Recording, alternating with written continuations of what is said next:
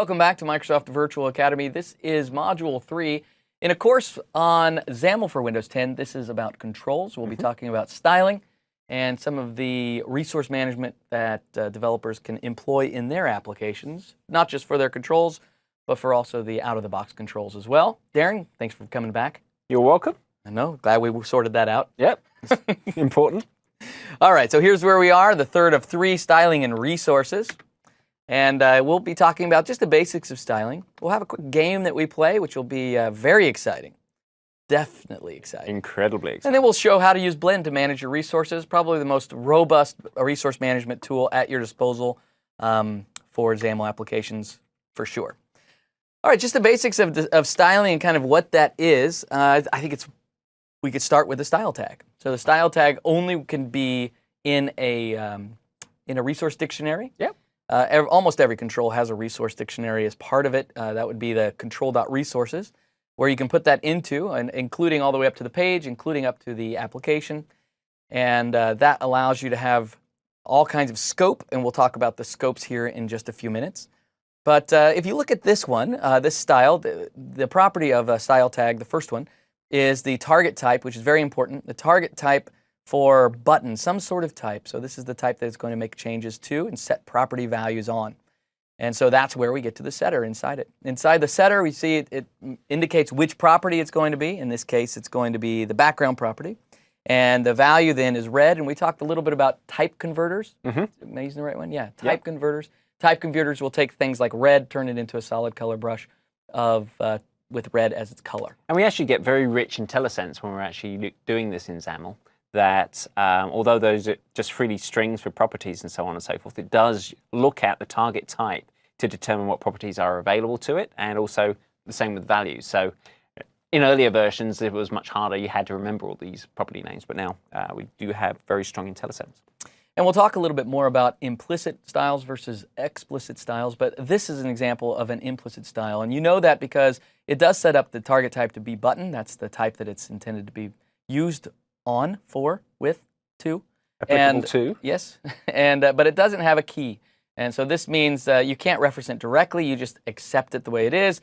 What happens if you put this at the top of a page is every button on the page turns red.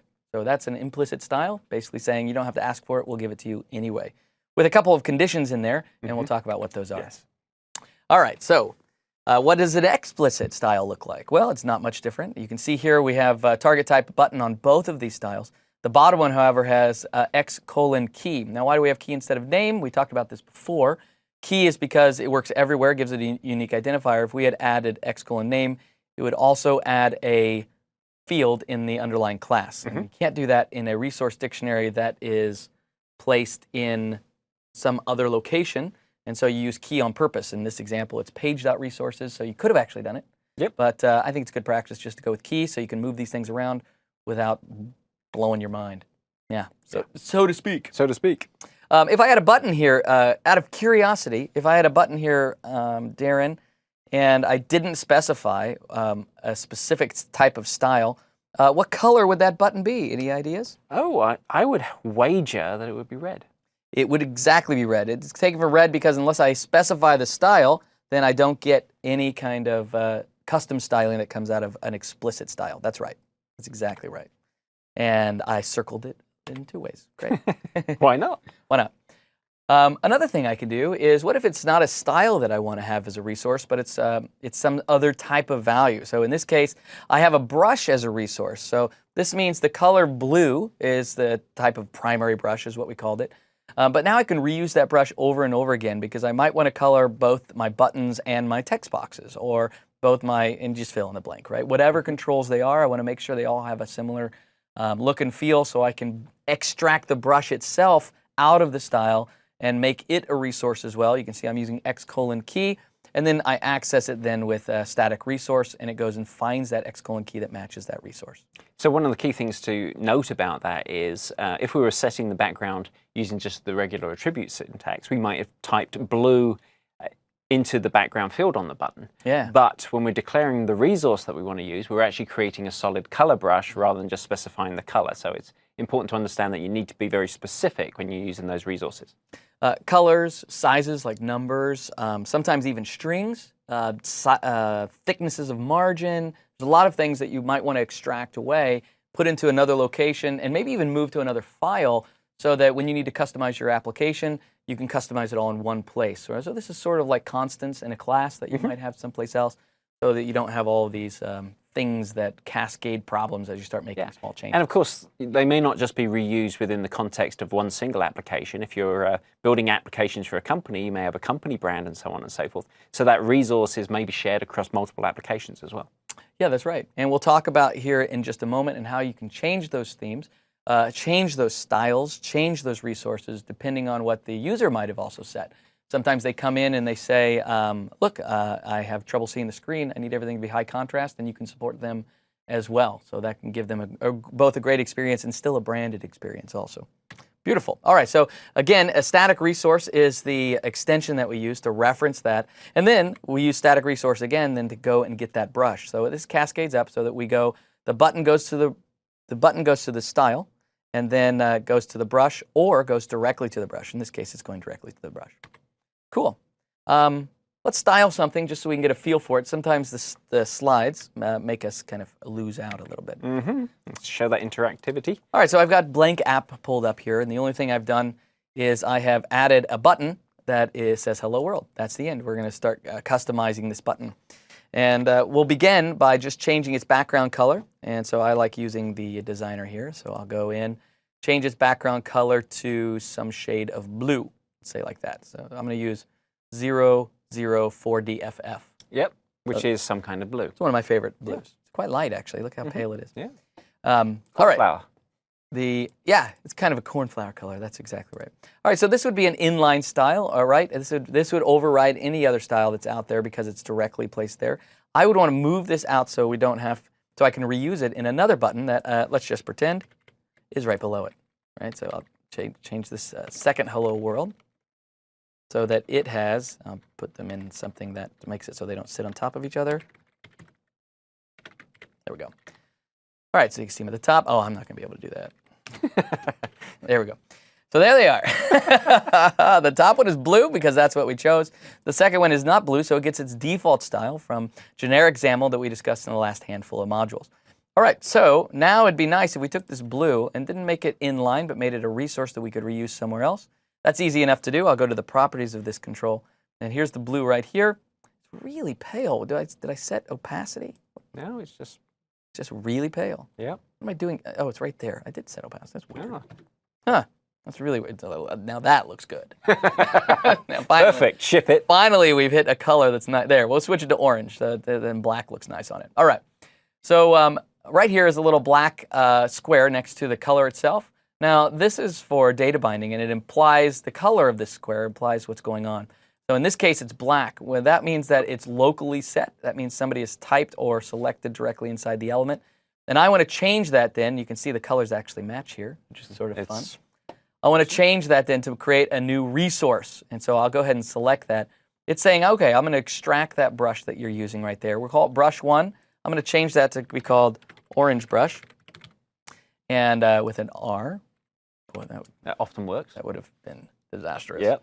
And then what location do I want it in? I'm going to take it right to the top of this page right here and say go. And so here you can see resources was added to the page, and then the solid color brush was defined. It was given the key of orange brush, and then that's our orange right there. So what's changed down here in our button is the resource now goes to the static orange brush. Well, that's nice. That's not what I want, though. I want to make it so this applies to everything, but I'd like to go ahead and do it implicitly because I think that's sort of a fun thing to do. So I'll go ahead and take the background off. You can see it goes back to its default of gray. And I'll create an implicit style that targets. It's one of the great things about IntelliSense. Yeah. It never gives you what you want. Yes. All right. Like autocorrect. Oh, gosh. Especially your phone. It's so funny. Exactly. Like, are you mad? Nope, just insane. All right, so add a setter to style, and its property then is going to be the background property. So again, I don't put a key, so this will apply to every button. Now it's going to set the background of every button, and what am I going to set it to? I'm going to set it to the value of, in this case, I'll say static orange brush. All right, so there you go. Bam! Now they both get it because it's implicit and it goes to just one. Beautiful. Now, if I were going to change that and give it a key, just so you can see what happens, my style, let's call it. Imagination. It's amazing. Then inside this button, I'll say X, no, not X. I'll just say style is static my style. So now this one gets applied, the other doesn't because it's no longer implicit. So that's quite nice. And then I could, of course, add another one. So for example, I might add a margin and make it just like 12, like so. And so it gets it. Of course, that goes all the way around. But the only one that actually got it is orange, or the top one, because the bottom one doesn't have any of its style applied because it's explicit. Yep, just like that. All right, so that is beautiful. So now I can have a style. I can define it in my page, and then I can extract parts of it up into a kind of a scalar value that I put in resources as well. And so we had talked about templates in the past. And how it's a pretty elaborate set of templates that developers can use. There's actually two templates, a blank and a minimal. I have minimal pulled up that I want to show you how we use custom styles and how we kind of lay those out and what they mean for both reuse as well as theming, so that you can do things like what if it's light, what if it's dark, and even better, what if it's high contrast.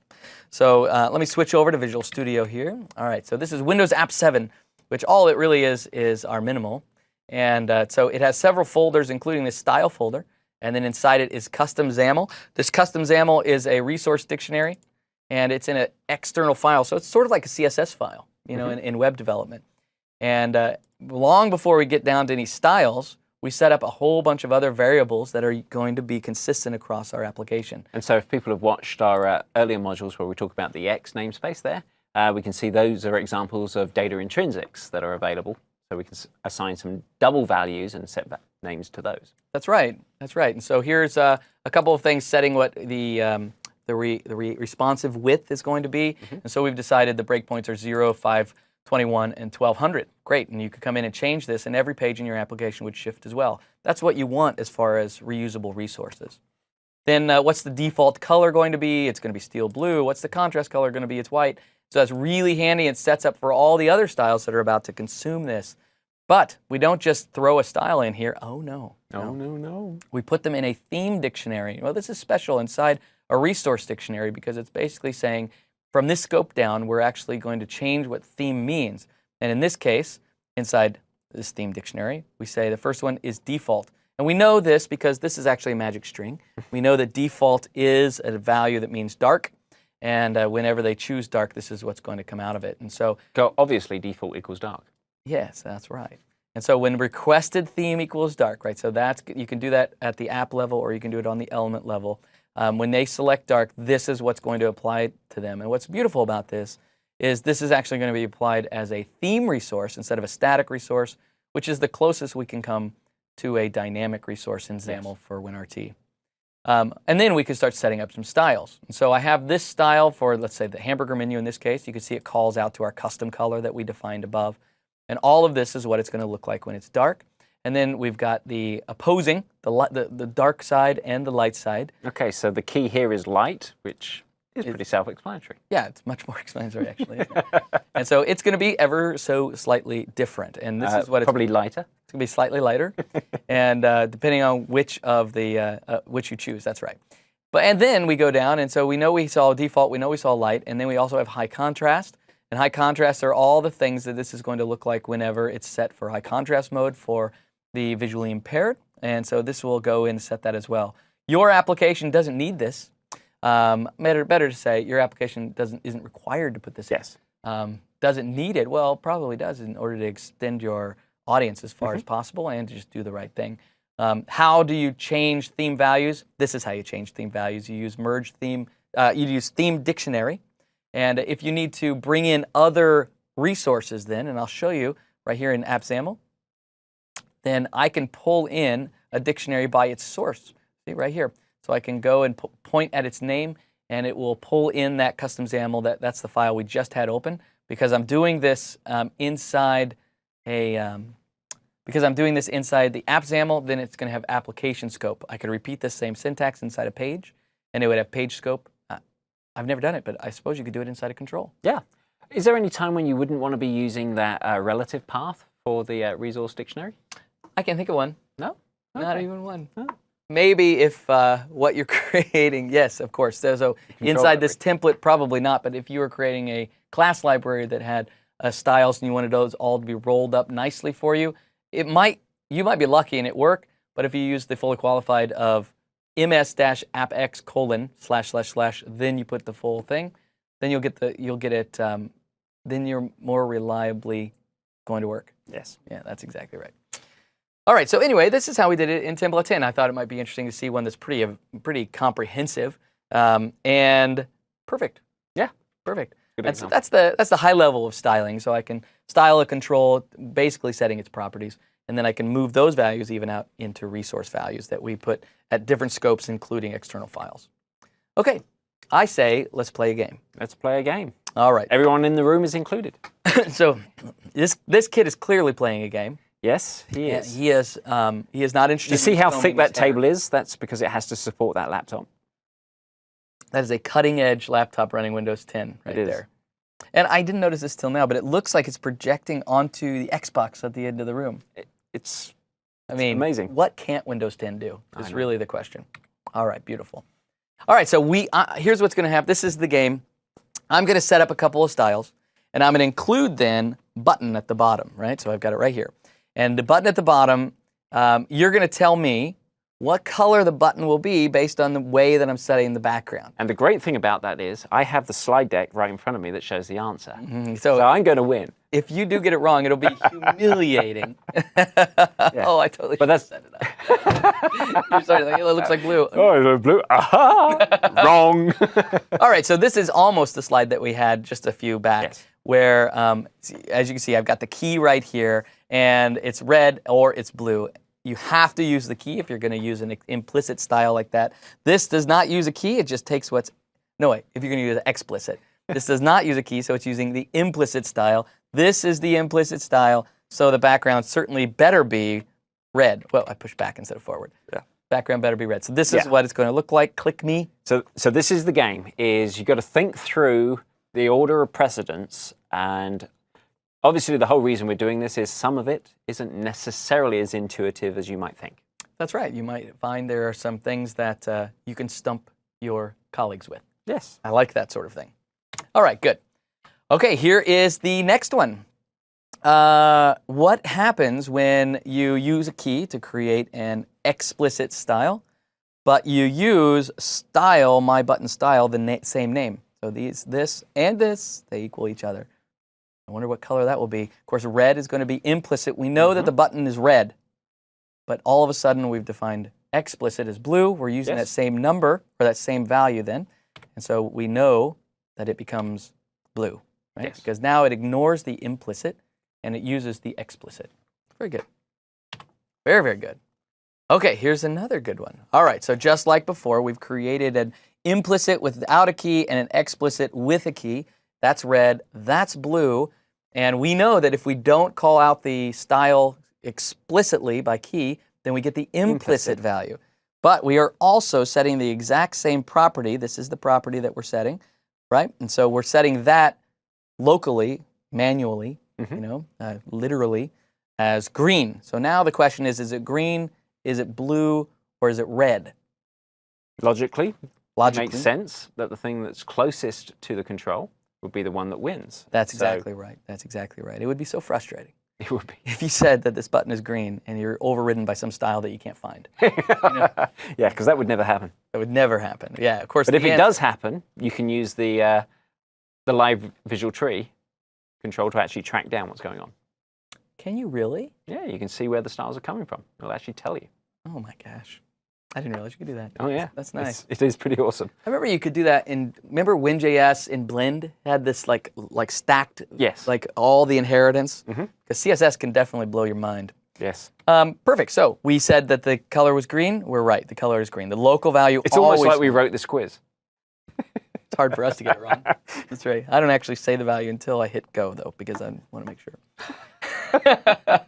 Right. So the closer you get in scope, the more likely that's going to be the one. That's exactly right. Now, what about the idea of cascading styles? We haven't really talked about this yet. No. And this is the special part of this one. It's based on. And so using, let's see, there we are, basing this on another style. So you can see we've already set up my button style. And then you can also see here we're referencing my button style, basing the new style on the old style. So right, I've already got this one set up. I create a brand new one basing it on that and extend it so that I set the background to orange. So the original one was setting it to blue. Yeah, the thing we should point out that's probably been a little bit obscured there by the orange border there is a key on that other one. There we go. Yeah, right here. So they're both explicit styles. Yep. Yeah, that's right. They're both explicit styles with different names. One's my button style, one's my other style. You could have really pushed the boat out and gone my other button style. My other button style. Yeah. And then, of course, what are we referencing down here? My other style. Now, the truth is, blue is flowing into the new style because of based on, but then the setter unwinds that and overwrites it to orange. So it had better show orange. There we go. Hooray. Yeah, that's very nice. Kind of a yellowy orange. Common sense so far. So far, so good, right? Yes. Only got a few more, but this is still pretty fun. All right, what color is the button with cascading implicit styles? Now, this is very exciting. You would think that these are all the same value, but they're not. Look, this is a background property. This is the foreground property. We've set the background to blue. We set the foreground to red. So now we're going to ask what color is the blue, but I want to know foreground and background color. And as you can see down here in the style of the button, we have set the explicit style to the my button style. So here's my button style. That's this one right here. And it is saying that the foreground is supposed to be red, but it's not overriding. It's not changing the value of the background is supposed to be blue above it. So the key here is, does the button get a composition or an aggregation of both those styles? Or does it get just one or the other? That's right. You would think, now common sense to me says, look, an explicit style is adding more to the implicit style. Yes. So when I'm looking at the button, I can see background is blue, foreground is red. When I click next, the button is going to be background blue, foreground red. This is definitely one of those questions that if you think like I do, you got wrong. Yes. That's right. Because the truth is, background is being set in the implicit style, foreground is being set, but background is not, and the implicit style is overriding the entire implicit style, not just the individual. Yes. So in effect, what we're saying is the system does not compose those two styles together where you have an implicit style and an explicit style. It's always just going to look at the explicit style. That's right. That's right. So it's transparent, basically. Yes. That's exactly right. Which is unfortunate because we both expected something different. Yeah. Now, there is this idea of generic XAML, but there's some nuances there that we better just pass on. Yes. All right. Swiftly. Woo, am I sweating? Is this sweat? Right. All right. What color is the button on style precedence here? Now, this is really interesting. What if we have two implicit styles on the same page? So you see there's no key for either of these guys. Each one of them sets the exact same property. One is red, one is blue. Which one of those wins? And this is not a trick question because it does compile. It does compile properly, that's right. And this is an intuitive answer. So if you're like, well, I think, but you just tricked me on the last one, this isn't a trick question at all. And the answer is quite intuitive. You would hope that the closer you get to your control, the more likely that's the value that's going to be picked, and you're right. Yeah. So if my button is right here, obviously the closest implicit style is blue. The furthest implicit style then is red. So my button is going to definitely be blue, right? Because it's the closest. It's kind of funny, yeah. What color is the button that we don't have on the screen? Right. It's going to be blue. That's exactly right. I feel like a football coach all of a sudden. Exactly. Yeah. All right, here we go. More about style precedence. This one is really great. All right, let's pretend we've got a button, and this is very similar to the one right before us. So these are both implicit styles. See, there's no key to either one of them. Certainly this logic wouldn't even matter if it was explicit because you call them by name. But this is being defined inside application. Remember, that's the highest scope that you can define inside your app. And then this one is in the page. So here's our button. It's sitting in the page. The closest scope is going to be blue. The farthest possible scope is going to be application. It totally makes sense to put styles in the scope of application so it can be used across pages. Yep. But as soon as you repeat that same style, down in a page, that's a closer scope. And so the answer is easily going to be blue because it's the closer scope. And there's some good gotchas that can trip you up when building out some of these things. When we were talking about template 10 in another module, we mentioned the fact that we have this shell page that contains other pages that you navigate to. So if you put implicit styles in that shell page, they are going to cascade down into any other pages that are hosted inside a frame within the shell page. Yeah, that's right. And that can trip you up a little bit if you forget that that's going on. Yeah, that's exactly right. Anything can interrupt that kind of inheritance tree, and it's always going to be the closer is always it's what we were saying about CSS, right? Yes. You start getting too many, they start sitting on top, and you get based on. And as soon as you start doing that, and you really get it, anyway, just keep a clear mind, and you can do it right. All right, let's try the next question. What color would it be? Let's talk about local resources. Now this is very interesting. All right, so I am in the resources property of a page, and it has resources because it's a control. We know that that value is actually a resource dictionary into which you would put resources, right? That's the reason we can put this style here. We have put an implicit style that targets a button and sets its background to red. Perfect. We've done that in a lot of questions so far. But now here's our button, and boy, are we showing something cool here. A button also has a resource property, which is also a resource dictionary, into which we can also put a style. Fascinating. Yes. And in this case, it's also implicit, targeting a button, and setting the background to blue. So here is what's interesting about this. Where does the scope begin, right? Is the resources on the button actually from the resource down, or is the resource, are they somehow the same when it's set inside that property? So thus far, we've been talking about everything rolling down. And you might think, because the resource is embedded within the button, A kind of child feel. exactly, that it would cascade down from the button to the content of that button. And that would be a logical thought to have. Yes, yeah. I think as an early XAML developer, I would have gotten this wrong. Yes. I would have said the color is clearly going to be red because blue is too far down in the tree and doesn't go back up. Wouldn't go back up to side button. to side. Well, we know the truth is that it's actually blue, and putting it in the resources of the button is in the same scope as the button itself. It's almost like setting it directly. Yep. It's kind of interesting, isn't it? Yeah, I've missed two so far. All right, perfect. By the way, one interesting thing that I don't have a question about because it's just kind of exciting. If you had not used a style here, I don't know, the style's fine. But if you had made it, instead of an implicit style, it was an explicit style with a key, and you wanted to apply it to the style property of the button, the syntax would be, button style equals static resource, whatever key you chose. Right? That actually wouldn't work. That would not work. It's the opposite of intuitive because the way that the static resource extension, markup extension, the way that it works, it doesn't go into the resources as a local source. It only goes up. With the exception of if you use the complex syntax for if you use the complex syntax and exactly, open bracket and say static resource key, I think is what it is, or maybe resource key equals. That does work because that object is not a markup extension. That's the object that does the work, and its logic actually uses its local resource. And it evaluates. Right. Is it magic? Sure. If you It want. may well be. Sure. But anyway, so that's an interesting little gotchas for sure. All right. So let's talk about this idea of precedence because it's actually slightly complicated, but this will probably make the most sense. So if I have my control, that's the local. We know that that is the closest of all and will always win. But let's pretend we haven't set local. Then we set first generic.xaml. So generic.xaml, remember, is injected automatically by the platform so that you can use all the default styles and templates that are inside generic XAML. Right? That's the first step no matter what. The next then is on your application level. This is as large as it gets. At the application means every page, every control, everywhere will have it in scope.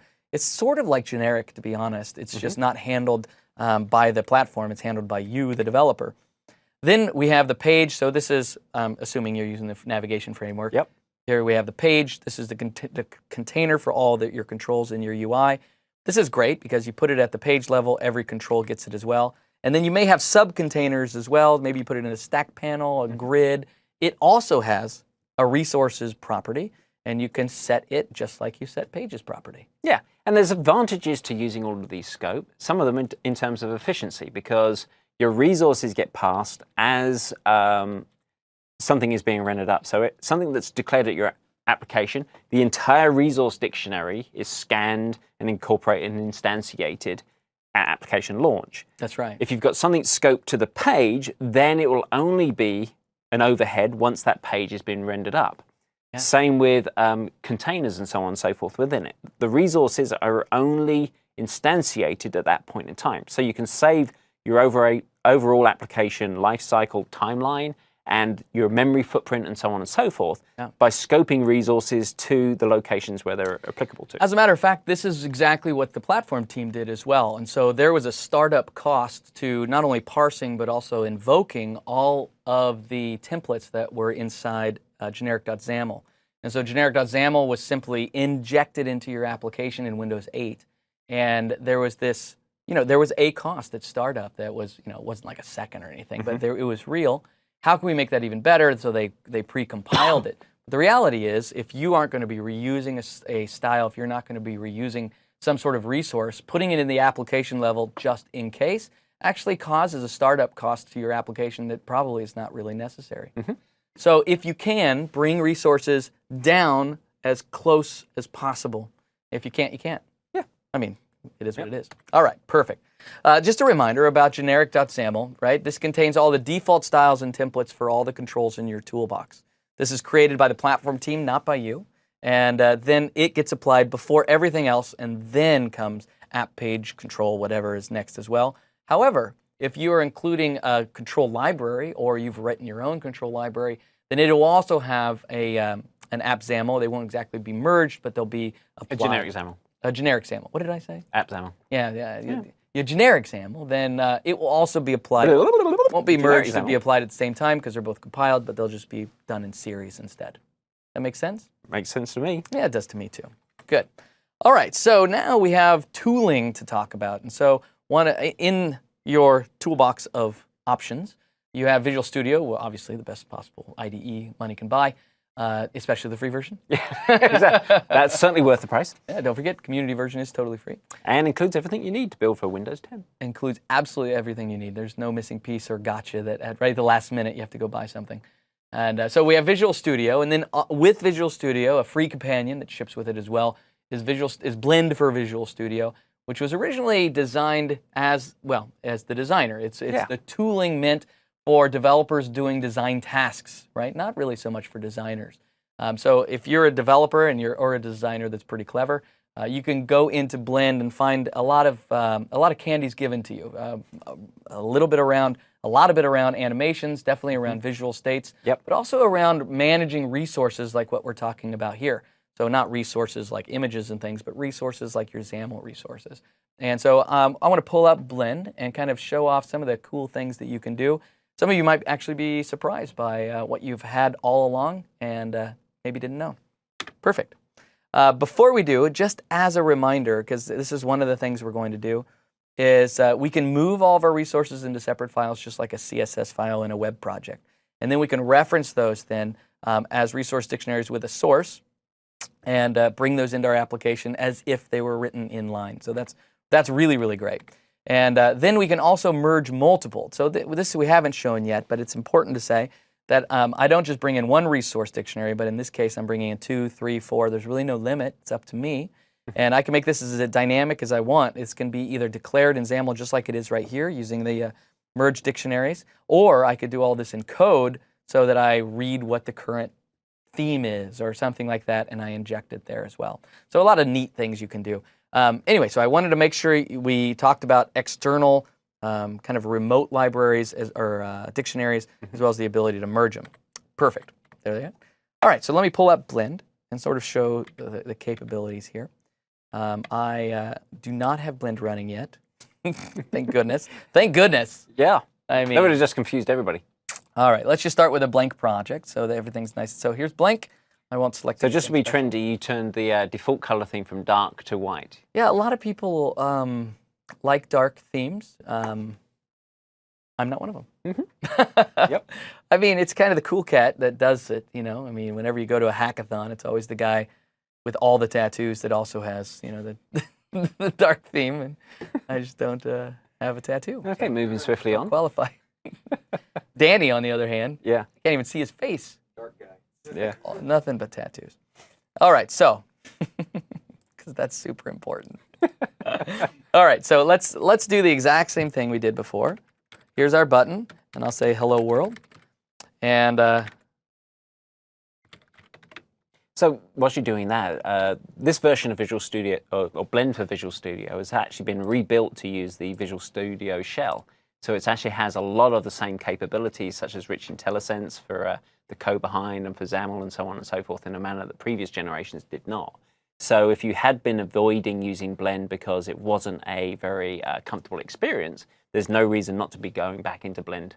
Yeah, if you're doing some of the advanced diagnostics against your application that you would do closer to release, perhaps, then you would still want Visual Studio, right? Really advanced things like that are still part of Visual Studio, but a lot of the coding experience has been brought in, so you don't have to constantly toggle back and forth. So it's believable that, especially during 75% of the life cycle of your app, you could spend all your time in Blend, for sure. You still get all the extensions and stuff like that. No, you don't get all the extensions. No, you don't. You don't get things like the code extensions or anything like that. No. Yeah, that's right. That's right. So if you have made yourself addicted it's a different to product. C Sharper, ReSharper, yeah, then you might find yourself back in Visual Studio. Yep. Not ReSharper's fault. No. That's just the way Blend is laid out. Yeah. But for most of developers, I don't know, that's not the right thing to say, but for many developers, they'll spend a lot of their life inside Blend now. All right, so what do we have? Well, we have Hello World. It's a button with all of its default styling. And so I'll select the button, go into Properties, and I'll change its background to be green. And what am I doing with opacity here? I'm doing something. You're just waving around. I don't know how I get opacity to 20% every time. It must be some sort of default I don't understand. All right, so here we are, and it's green, and it's nice, and I want to start moving those out. Remember, I right-click right here, and I can say, make this convert to a new resource. In this case, I'm going to say that I want this resource to be at the page called Brush 1, right? Just like that. That's cool. And now this is my Solution Explorer over here on the right, and much like in Template 10, right? I'm going to go and create a folder called Styles, and inside that, I'm going to create a new item. This is going to be a resource dictionary, and I'll call this my custom styles, so just custom.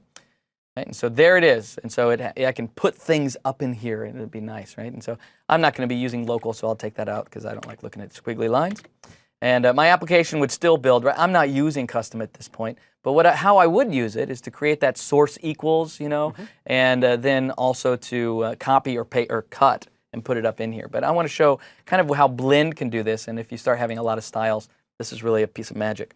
All right, so here I am. Inside, this is my solid color brush called Brush 1, and it's being applied because you can see this green down here. But here's a neat thing that I can do. I can go into my Resources tab down here in the bottom right, and as soon as I do, this is unique to Blend, and it shows the scope of everything. So you can see I'm starting at my page, and which is called Main Page XAML, and then Custom, which is Appear at this point, and then App XAML as well. So the first thing I want to do is bring it so that Custom and App XAML link to one another, because right now Custom is just sitting there out like a satellite. And so I want to right-click on App, because that's what I want to make a change to, and I want to link to a resource. And as soon as I do, all of the resource dictionaries that are in my project all show up here. I only have one, and so Custom XAML is the one, and so I'll say Go. And so as soon as I do, it's now linked to Custom XAML. You might be curious what that looks like. All we have to do is open up App XAML to see it. And you can see all the syntax. This was empty before. All the syntax has been written for me, including the merge dictionary, so I can reference it by its source. Now, I might go in here manually and make sure that this is fully qualified, but this isn't a PCL, so I don't really care about that right now. And so here we are. Nice. That's a lot of little syntax that I don't want to have to monkey with, so that's nice. Perfect. Danny just missed his shot. I know. It's over now, though. Great. So back to, let's see. Here's Custom. Here's your page. Page. All right, so that's a little interesting quirk that you have to be inside a designer for the resource tab to work.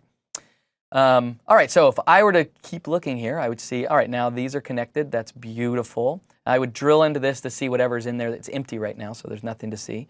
Main page has page, and if I open that up, I can see all the resources at that scope. So you can see it's right here. So the great thing as well is you get that strong visualization of a lot of the primitives. You're right, Darren. In fact, it gives me the ability to edit it as well right here. I have the full editor as if I was in the page looking at the properties dialog as well. So it gives me a lot of power that way. Now, the way I can manage resources in Blend is not just being able to edit them, although that is nice visually. If I had several of them side by side, I wouldn't have to run the application.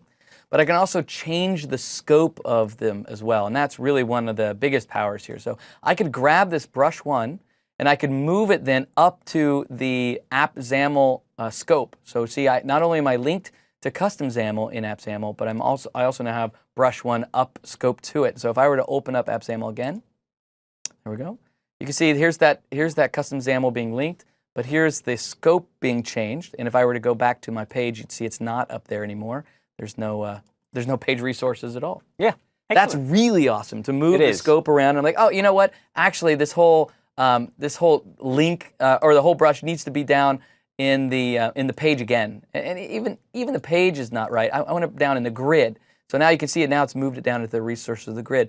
Moving things around like that is not only is it nice because of efficiency, it's nice because of accuracy, right? It's going to do it the right way every time. Now, in this case, what I really want to do is I want to take brush and I want to move it into custom. So I'll drag it into custom. Of course, it's been removed from here. And if we went back to app XAML, you'll see that it's been removed from here. And now we've got it over in our remote dictionary, and it's right there. And so I'll just hit enter so you can see it.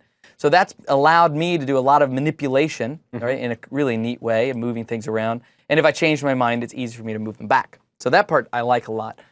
There's one other thing that I can do that's really, really cool. So I'll open up custom XAML here so I can see that here's brush one. And I'll show you right here. In fact, let me just close this for a second so you can see just the XAML. And so here's brush XAML. You can see it's got a static resource to brush one, which is still in scope because it's basically app XAML level now. And if I went into, oh, I can't close it completely, can I? Because I need that for the properties dialog. Yes. That silly little thing. And I'll go in and I'll say, now brush one is not what I want to call it. I want to call this my custom color or my custom brush.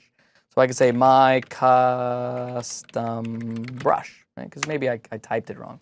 And this is a really nice, almost like a symbolic rename inside Visual Studio. I get the same effect here, and I can go and say, okay, what do I want to do if I'm going to rename this because it's used in places?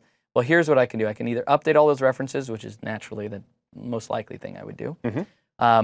I could break those references, right, and convert them all to local, right? And so I do rename it, and I convert them all to local, so they continue on.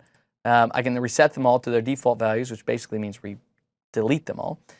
Or don't fix, just do it anyway. So update reference is just brilliantly awesome. So I'll say go. You can see this now points, instead of the brush one, it points to my custom brush. And if I go into custom XAML, you can see it's been renamed to my custom brush as well. If I had a complex application with lots of templates, lots of style uses. The power of this is impressive. You know, as you mentioned, if you're building non-trivial applications, the great ability to be able to view all your resources and see the palette for your application presented out in that very visual way is incredibly powerful. Being able to reorganize and optimize resource loading based upon scope is also something that everybody should be taking seriously if you're using a lot of resources. That's right. That's right. Cool. And this is a standard UI. I'll show you. It's just a, if I were to, let me zoom in just for a second. I think Windows Plus? I thought it was Windows Plus. Oh, it is Windows Plus. It is. It's just you know, I could filter it as well, because sometimes the number of resources that you have can be overwhelming. So I can go just to all the brushes or just to all the other things that I might have. That's exactly right. All right. Anyway, that's Blend. It comes with Visual Studio. You get it for free. You probably already have it installed. Don't even know that you've got it. Maybe you know, they didn't know it could do that. It can really be a nice There's actually a shortcut to be able to launch something in Blend by right-clicking on a XAML resource inside Visual Studio. You'll see an option to open in Blend. Unlike older versions of Blend, it can open your entire solution in all of its folders. So you can go back and forth between, have the same solution open in both, and it'll reload automatically for you as well. And it participates in source code control, which was another issue with the earlier versions of Blend. That's right. source control, it formats your code properly, gives you IntelliSense again. Why wouldn't you use it? All of Roslyn is in it. Yes. I mean, really, why not? That's exactly right. All right, so that's managing resources in Blend. We were talking about the basics of styling, and so that's just where styles come from, using resources, the difference between implicit, explicit, and handling scope, all of those things that can be kind of tricky, touchy. Yep. And then we played a quick game. What about this? What about that? What about this? What about that? Both of us did pretty well, I think. Yeah, especially with having the answers in front of us. I think we did pretty well. That's exactly right. And then we talked about using Blend, that resource for all the developers out there. And that is creating a custom control, building out a templated control, and styling a control, or styling, honestly, your entire app. I think we did it. We did. All right. Thanks for your time, guys. Live long and prosper.